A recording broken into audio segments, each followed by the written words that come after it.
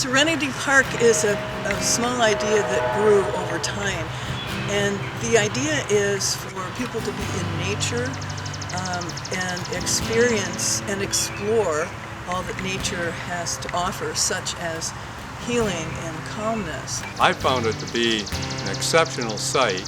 I had decided to do a labyrinth, and so I ended up talking to Tim Hollis, who's in landscaping, and we interacted a lot, and he was very helpful throughout the whole thing. The bricks that were used in the path for the labyrinth, I went on Craigslist and kind of looked all over Kalamazoo and ended up finding some that were salvaged from an old church, and we ended up using those bricks.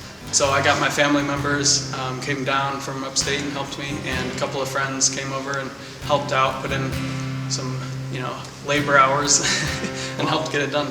We had the chance to build in sights and smells and the opportunity to explore. What's unique about this park is it's transforming this property into an amazing space where people can be out in nature. So having a labyrinth here on campus right outside the building has a lot of advantages as far as classrooms going out to walk it. It has kind of its own home here.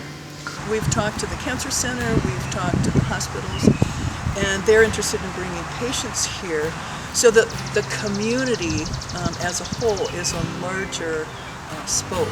You have a number of services surrounding the area. We have blindness and low vision, we have occupational therapy, we have physician's assistant, and all of these students will benefit by coming out here, whether they're working with clients in nature or whether they're meditating in nature.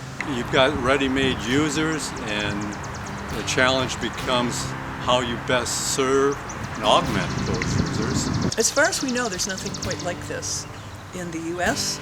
and specifically on a college campus. So that in and of itself makes it a pretty interesting destination.